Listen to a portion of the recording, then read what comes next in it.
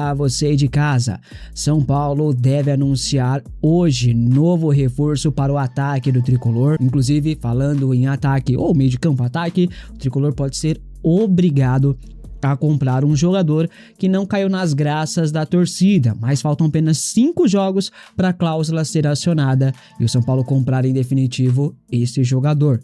Luiz Araújo, vem, não vem, Flamengo toma decisão em relação ao atacante. Conheçam aí o possível novo presidente do São Paulo para os próximos anos. Pausa de 5 segundos para pedir a sua ajuda ao nosso canal com o seu like e se inscrever se ainda não for um inscrito. Vamos começar então falando dele, né? Vitor Sá, anunciado aí pelo São Paulo, né, oficialmente. O São Paulo estava já, né, com as conversas adiantadas já há algum tempo, estava tudo já caminhando, né, para isso. A gente só estava meio que aguardando se eles já iam anunciar agora, né, nessa semana, ou se ainda ia demorar mais um pouco, né? Mas acabaram de postar aí um vídeo, né? Fizeram aí toda a oficialização do contrato, né, do jogador de 32 anos. Deixa eu até pôr na tela aqui. Cadê? Deixa eu pôr aqui aí a página do São Paulo, né, que fala da contratação do Vitor Sá. Então, 32 anos, estava no Krasnodar e encerrou seu contrato. Assinou o vínculo com o São Paulo até dezembro de 2029. Segundo as informações que tinham sido antecipadas ali também pelo André Hernan e confirmados ali pelo Gabriel Sá, o São Paulo apresentou um contrato de 3 anos e meio ao jogador, que foi o grande ponto aí de discussão, de debate nas redes. Salários ali na faixa de 700 mil mensais e luvas em torno de 2 milhões e 300 mil reais, que vão ser diluídas ao longo deste período de contrato.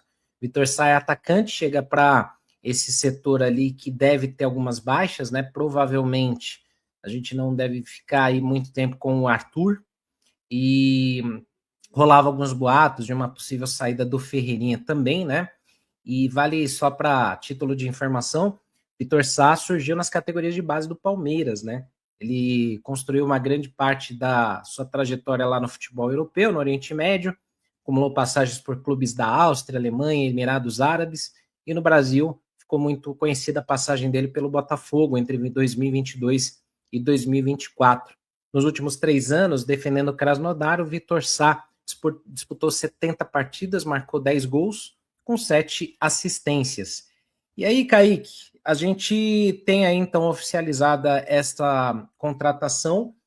A gente discutiu muito aqui nesse período, né? O negócio do tempo de contrato, o salário a gente sabe que está inflacionado, né, em todos os lugares.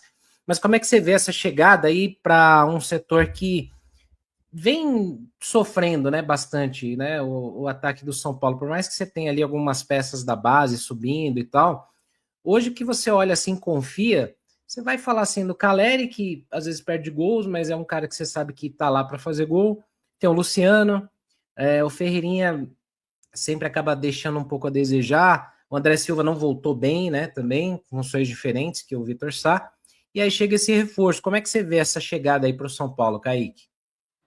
Ô, Senna, eu vi alguns lances dele pelo Krasnodar, em algumas oportunidades caindo pelo lado direito também. Mas o que eu tenho de referência do Vitor Sá é um jogador de 1 contra 1 pelo lado esquerdo. Eu acho que ele chega não só para brigar por posição com o Ferreirinha, mas para ligar um sinal de alerta no Ferreirinha de que ele pode perder a posição, de que chegou um cara com características semelhantes. Eu acho que o Vitor Sá tem o acabamento da jogada melhor do que o do Ferreirinha. Mas eu não consigo enxergar ainda no Vitor Sá, só que é lógico, a gente tem que analisar o contexto. A gente tem que entender a realidade do clube, os moldes de contratação que hoje o São Paulo pode fazer. Não é o que a gente quer. Se fosse por aquilo que a gente gostaria, o São Paulo estaria negociando com o Bayern para tirar o Olise de lá. Estaria negociando com o Harry Kane para ser o centroavante, podendo fazer dupla com o Caleri. Estaria negociando com um tal de Mbappé, que está jogando pouca bola nessa Copa do Mundo. Com um tal de Messi, que está na reta final da carreira. Vem para o Brasil, já fica do lado de casa, acaba a carreira. Agora, analisando o contexto, é uma contratação que está dentro dos parâmetros que o São Paulo pode hoje contratar, mas eu não sei se é de um nível muito superior ao que alguns garotos da base podem entregar. E o São Paulo vive um momento, né, que pelo insucesso esportivo dentro de campo, em repetidas temporadas, né, uma seca de título que incomoda desde aquela Copa do Brasil, as saídas, a reformulação, os escândalos financeiros, que ninguém tem muita paciência do lado de fora e do lado de dentro. Quando eu falo do lado de dentro talvez no São Paulo não tenham, o São Paulo não ofereça um contexto no geral para ter paciência a ponto de esperar o TT amadurecer, de esperar o Luca amadurecer, de passar por aquela fase de maturação. Talvez esse seja o pior momento para os garotos da base serem lançados, porque não tem paciência por parte do torcedor, por todo o contexto envolvido, também não tem paciência por parte da diretoria, que no desespero tem que dar uma resposta e muitas vezes um cala-boca ao torcedor. Então, se o TT faz 2 jogos sem brilho, o São Paulo vai no mercado procurar um Vitor Sá. Então, esse é o contexto hoje do São Paulo. Não é um jogador, para mim, que vai mudar de nível, mas ele pode ser importante, podendo ser opção para a posição do Arthur jogando pelo lado direito e sendo opção para ser titular nesse time do São Paulo pelo lado esquerdo, brigando por posição com o Ferreirinha, que quando parece que vai engrenar, nunca engrena. E talvez 2 pontos são importantes no futebol para a gente entender o contexto dessa contratação. A confiança, ela é determinante para o jogador. Ela pode levar o jogador lá para cima e a falta de confiança leva o jogador lá para baixo, num nível irreconhecível.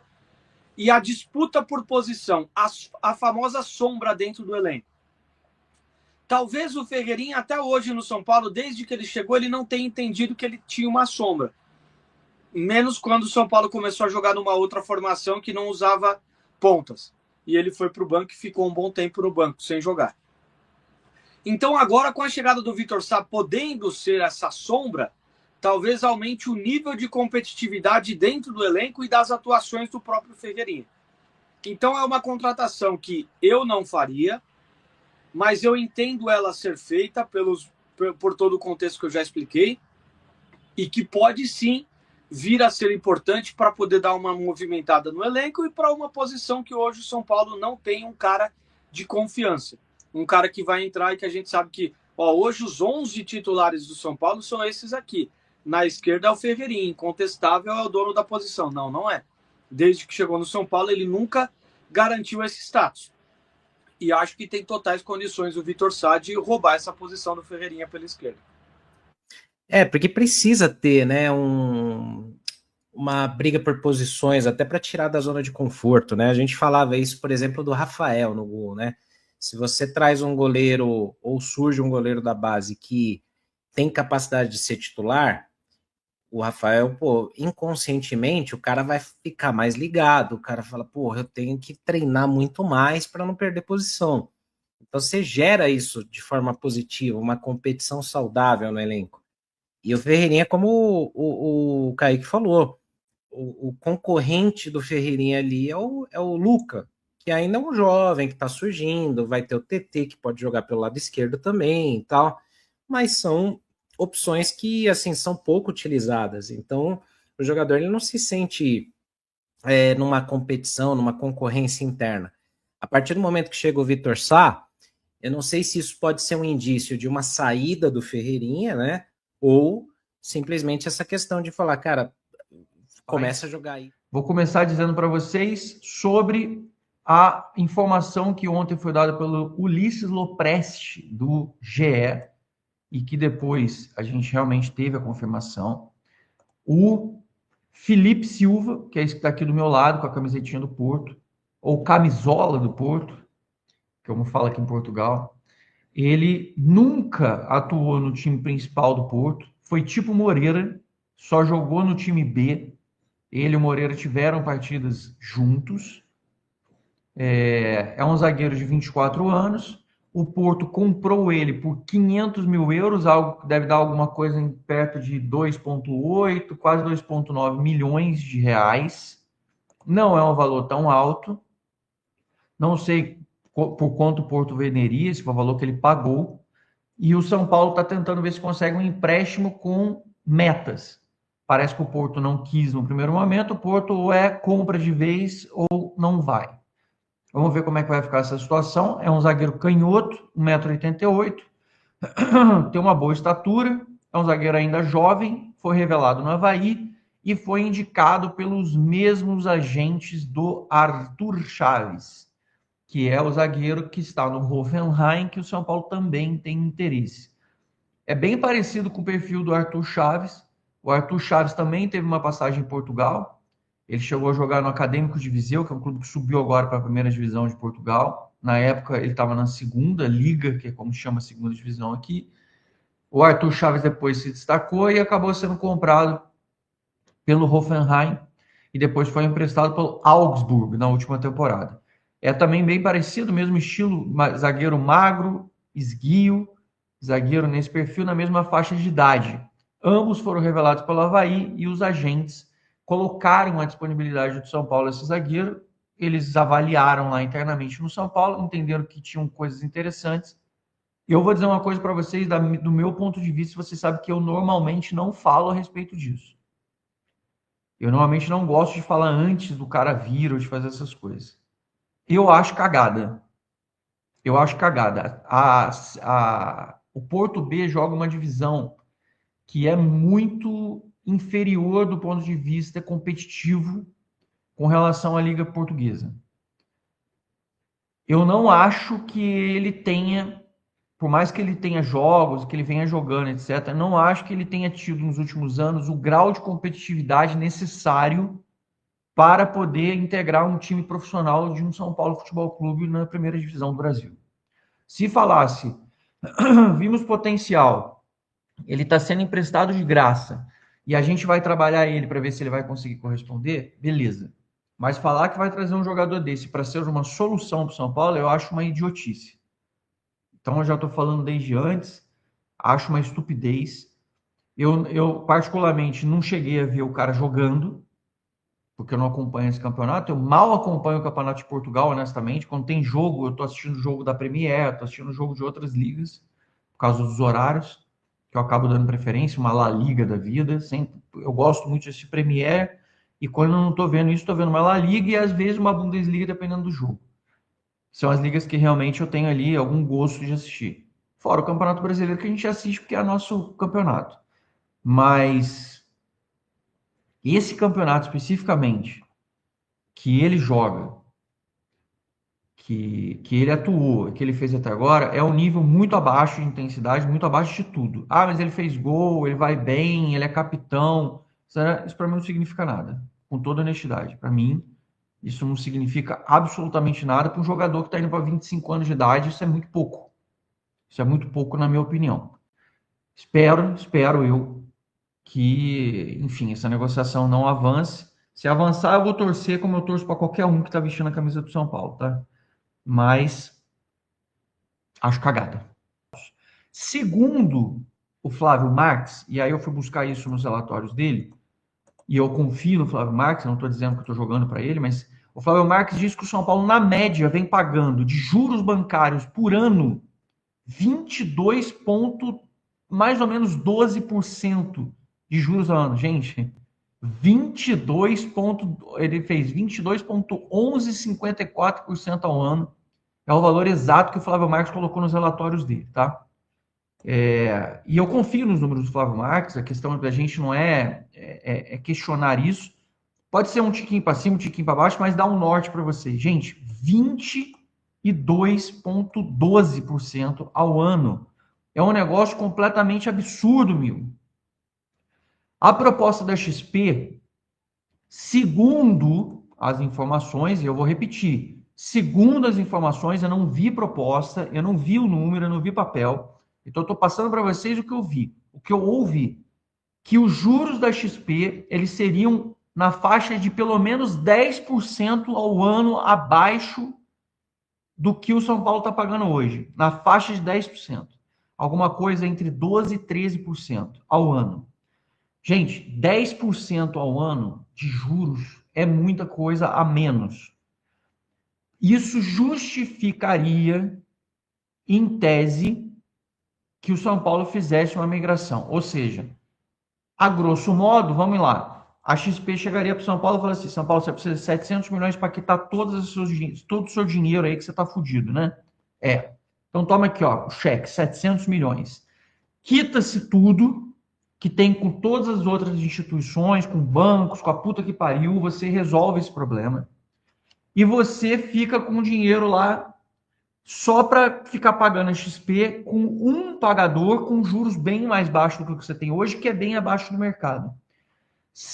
Vou repetir, se for isso, se realmente for isso, se for essa forma, vale a pena pra caralho.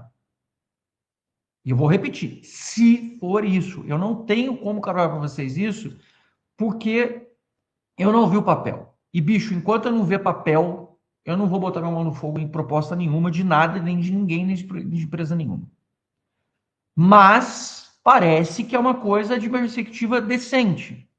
Tanto parece ser interessante que o Macis vai formar uma comissão para montar um parecer de estudo interno para avaliação do cenário e tomar a decisão futura com relação ao que fazer com relação à proposta da XP.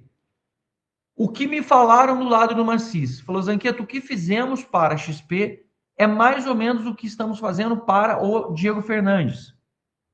Estamos dando chance dos dois interessados que apareceram do São Paulo até agora de chegar para o clube e colocar para o clube propostas interessantes de chegar com dinheiro, de investimentos, etc., que sejam palpáveis e que tenham consistência e solidez suficiente com o lastro financeiro para apresentar dentro do clube para os conselheiros, votar essa proposta e aí sim poder encaminhar para frente. Então o Macis ficou com o compromisso de avaliar com os funcionários do clube tecnicamente, fazendo conta, avaliando as perspectivas, montar uma análise de cenário e, uma vez isso sendo realmente... Vale lembrar que quando ele chegou numa fogueira ali, né? O São Paulo tinha caído da Copa do Brasil, o cara já chegou, já tinha jogo. Então nessa intertemporada ele estava começando a trabalhar as questões dele, né? A questão de tática, a questão de jogadores de preferência, tirando os jogadores que ele não conta, né? Como o próprio Cedric, como o próprio Yang. Então, ele está montando o time de acordo com as opções que ele tem, mas obviamente de acordo com as preferências dele. E agora não vai ter mais desculpa: cheguei na fogueira, no dia seguinte já tinha jogo. Agora não, ele está tendo uma pré-temporada praticamente inteira, né? Uma intertemporada, e ele ficou mais de um mês aí, vai ficar mais de um mês preparando a equipe, pedindo contratações, como no caso ele pediu o Vitor Sá, analisando a garotada da base, como ele está analisando, né? Alguns jogadores vêm integrando aí, fazendo transições. Ele já vai fazer também um jogo treino contra a garotada sub-20, então ele vai olhar a garotada da base, vai indicar contratações, vai tirar os jogadores que ele não quer. Então o elenco do São Paulo vai ficar aqui, ó, nas mãos do Dorival. Ele vai fazer e vai falar o que ele quiser aí com esse time. Então quando voltar, o São Paulo tem que estar jogando bem, não é não, rapaziada? Eu sei que muita gente vai falar: mas outros times também tiveram o mesmo período, os treinadores e tudo mais.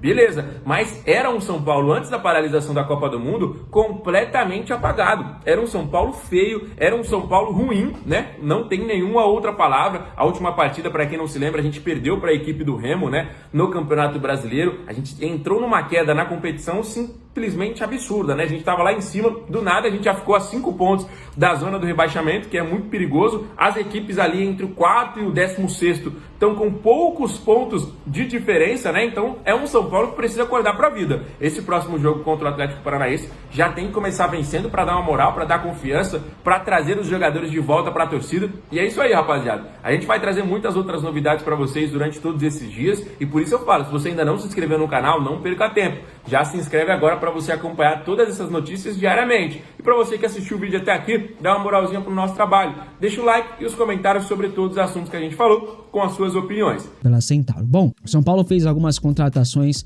no início da temporada, todas elas chegaram dentro do limite financeiro do clube, né? Entre os reforços, tiveram os que se firmaram no time titular e os que ainda não se provaram, né? Tem o Carlos Coronel, que não fez absolutamente nada, o Dória, que já foi embora, tem também o Lucas Ramon, que assumiu a titularidade absoluta, o Danielzinho, que começou bem, mas aí acabou que perdeu espaço com a chegada do Roger Machado, entre outros reforços. O Arthur, por exemplo, chegou demais, né? E o Cauli chegou por empréstimo até o final deste ano, junto ao Bahia. O meia já fez 20 jogos com a camisa do tricolor paulista até o momento, a maioria saindo do banco de reservas. Ele não se firmou no time do São Paulo ainda, né? A torcida esperava um pouquinho do Cauli.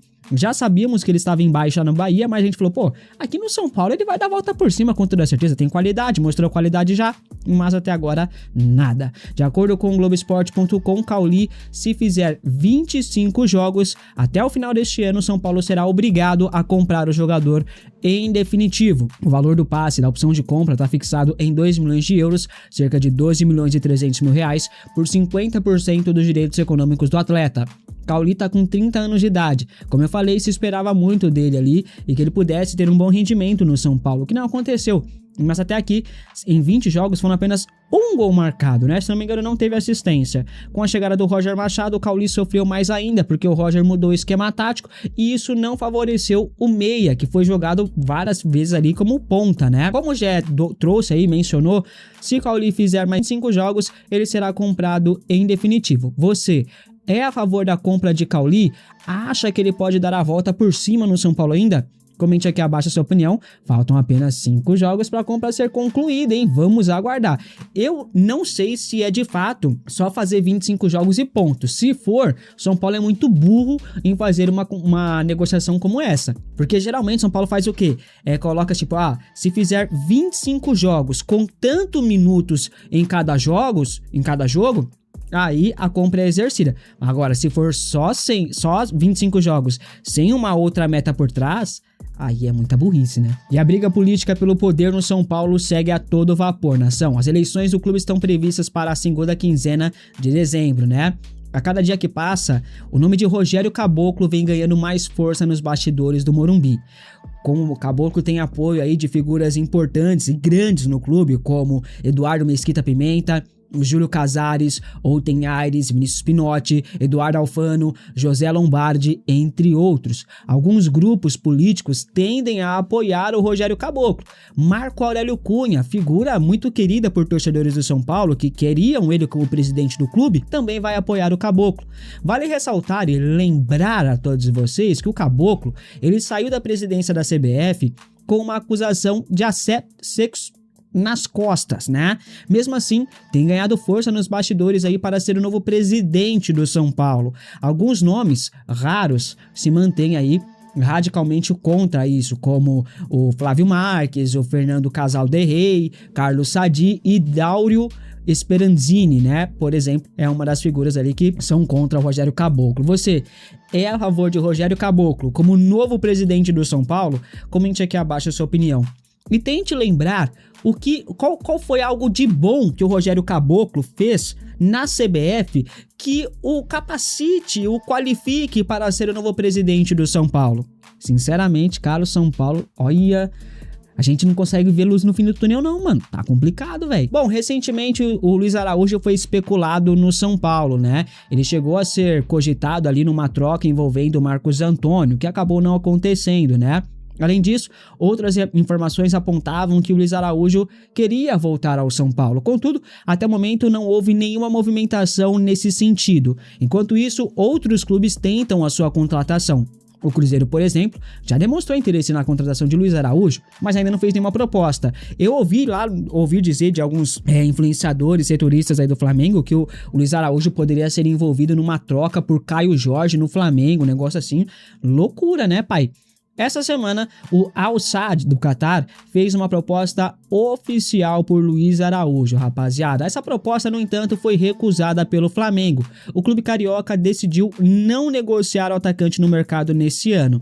O Fla acredita que o Luiz Araújo é uma peça importante para o elenco e o técnico Leonardo Jardim pediu a sua permanência, né? Os valores da oferta do Al Sadd não foram revelados até o momento dessa gravação. Então, para quem aí ainda tinha a esperança de ver o Luiz Araújo no São Paulo, acho que pode tirar o cavalinho da chuva, isso não vai acontecer não, né? Porque se o Flamengo recusar a proposta do Qatar, que dirá do São Paulo, que não tem grana nem para garantir o almoço, né? Então, dificilmente, a não ser que fosse por muito amor ao clube, dificilmente o Luiz Araújo vai fechar com o São Paulo, né? Ainda mais o São Paulo recusando liberar o Marcos Antônio pro Flamengo, aí que não vai rolar mesmo. Vamos finalizando aqui o vídeo, rapaziada, rapidão aí para liberar vocês. O São Paulo está prestes a anunciar seu novo reforço, ou primeiro reforço da janela de transferências, né? O Vitor Sá já está há alguns dias na capital paulista, realizou exames médicos, foi aprovado e pá. Dizem até que ele já treina com o elenco no CT da Barra Funda, mas por questão de contrato não pode aparecer com a camisa do São Paulo aí, né, na mídia, etc. A partir de hoje, o Vitor Sá está oficialmente livre no mercado. Seu vínculo com o Krasnodar está encerrado, é oficial. O São Paulo queria anunciar a contratação do Vitor Sá antes, né? Tava esperando uma documentação por parte do Krasnodar que nunca chegou, porque o Krasnodar ficou com birrinha, fazendo beicinho, porque o Vitor Sá não quis renovar o contrato com eles, né? Entre hoje e amanhã, o São Paulo vai anunciar oficialmente a contratação de Vitor Sá. O atacante sempre priorizou a sua chegada ao clube do Morumbi. Em uma entrevista há alguns meses à TV Gazeta, o Vitor Sá já havia falado que queria jogar no São Paulo, né? Que seria a realização do sonho de seu pai, de sua família, que é São Paulino. E muito provavelmente ele também deve ser São Paulino, viu? Mas não foi revelado ainda, por enquanto. Talvez no anúncio oficial revele, né? Inclusive, falando em anúncio oficial, todo o material do anúncio oficial da contratação de Vitor Sá já tá pronto há dias, rapaz.